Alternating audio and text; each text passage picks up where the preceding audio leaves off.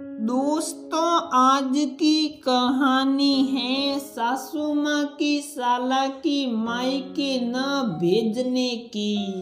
दोस्तों, कहानी शुरू करने से पहले अगर आपने हमारे चैनल को सब्सक्राइब नहीं किया है तो सब्सक्राइब कर लीजिए ताकि आपके पास पहुंचे हर नया वीडियो।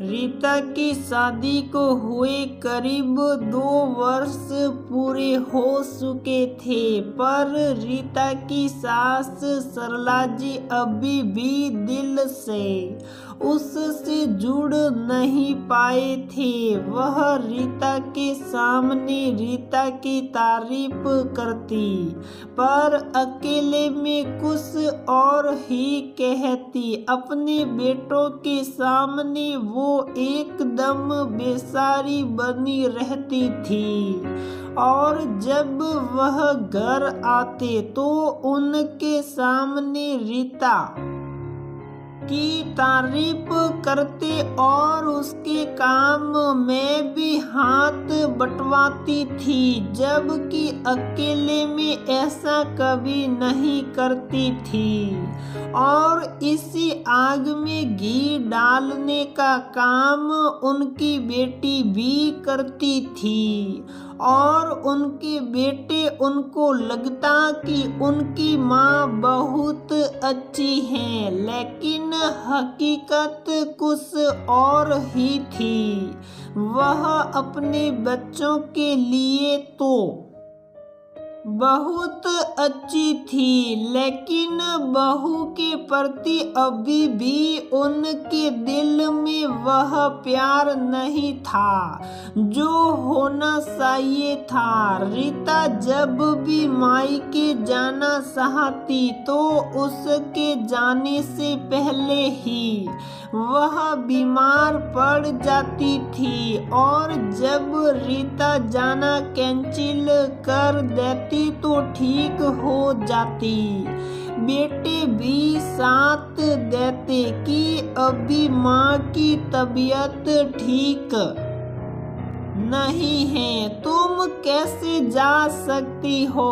पर धीरे धीरे रीता ये सब समझने लगी थी, और वह भी वैसा ही करती थी जैसे कि उसकी सासू माँ उसके साथ करती थी। वह भी अपने पति नवीन के सामने माँ की बहुत तारीफ करती और उनको कुछ ना करने देती। सबके सामने कहती, माँ आपके आराम करने के दिन हैं, इसलिए आप आराम करें, मैं हूं ना, मैं सब संभाल लूंगी। सबके सामने अब वह उनको कुछ नहीं करने देती थी, लेकिन पति के सामने कुछ ज्यादा ही प्यार दिखाने लगी।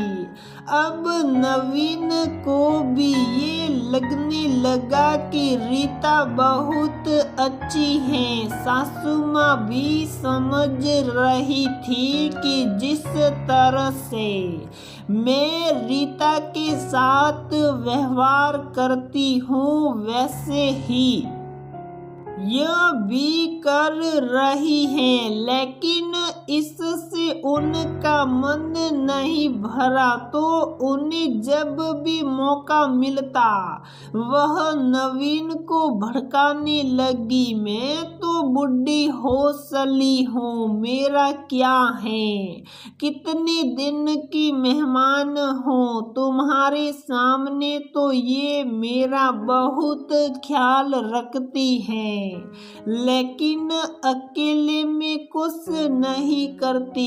इस पर उनके बेटे ने कहा, माँ उसने कभी मुझसे बुराई नहीं की आपकी, हमेशा यही कहती हैं कि जब तक माँ बाप हैं उनकी सेवा करो, और बच्चों का फर्ज होता है माँ बाप की सेवा करना। फिर वह बुरी कैसे हो सकती है? आखिर एक बार वह फोन पर अपनी बेटी से रीता के बारे में बोल रही थी और कह रही थी, इस बार भी मैडम जी को मायके जाना था तो मैंने भी ऐसा नाटक किया कि जाना कैंसिल हो गया। मैं भी देखती हूँ कि मायके कैसे जाती हैं। रीता ने मौका मिलते ही उनके मोबाइल में रिकॉर्डर चालू कर दिया था, इसलिए जिस से भी फोन पर बात करती उनकी बातें रिकॉर्ड हो जाती थी। फिर एक दिन वो रिकॉर्डिंग उसने अपने पति को सुनाई, तब उन्हें हकीकत पता चली और उन्होंने माँ से कहा, अगर आप रीता को मायके नहीं भेजना चाहती हो, आप उससे साफ साफ कहिए कि मुझे तुम्हारी जरूरत है, इसलिए मत जाओ। ये बात सुनकर वो कभी नहीं जाएगी, लेकिन आप इस तरीके से उसे रोक नहीं सकते। वो उसका घर है, उसके माता पिता वहाँ रहते हैं, वो उसका परिवार है, तो क्या वह हम सब के लिए उनको छोड़ देगी? और हम उसके साथ क्या करते हैं, क्या वो इंसान नहीं है?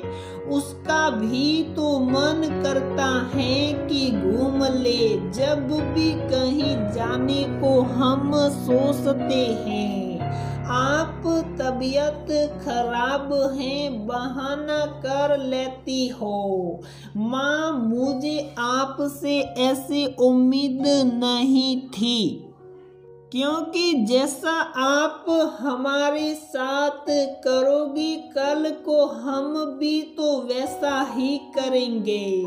माँ को इस बात की उम्मीद बिल्कुल भी नहीं थी कि ऐसा कुछ होगा, और वह अवाक रह गई, कुछ भी न बोल सकी। मौके की नजाकत को समझते हुए फिर रीता ने कहा, माँ भूल जाइए जो हुआ, नए सिरे से जिंदगी शुरू करते हैं। मुझे आपसे कोई शिकवा नहीं, क्योंकि मैंने भी आपके साथ गलत किया ये रिकॉर्ड करके, और मुझे मेरी गलतियों के लिए माफ कर दीजिए। और माँ की आंखें भी नम हो गई। रीता की आंखों की नमी को देखकर अगले दिन से उनके घर में एक मेड आने लगी और उसको भी घूमने जाने की इजाजत उन्होंने दे दी, जिससे रीता भी खुश और वह भी खुश। दोस्तों, कभी कभी कुछ लोग बहू को अपनी प्रॉपर्टी समझने लगते हैं और उसे कहीं भी जाने से पहले ससुराल वालों की इजाजत लेनी पड़ती, और उन्होंने मना कर दिया तो वह नहीं जा पाती। जबकि अब ऐसा नहीं है, क्योंकि अब जमाना बदल गया है और अब सब अपनी मर्जी से ही जीते हैं। लेकिन कहीं कहीं अब भी ये चलता है कि अगर ससुराल वालों ने मना कर दिया तो बहू कहीं जा ही नहीं सकती और उनकी इजाज़त के बगैर कोई काम कर ही नहीं सकती। इसलिए सबको खुलकर जीने की आज़ादी दीजिए, फिर देखिए आप भी खुश रहेंगे, वह भी खुश रहेंगे।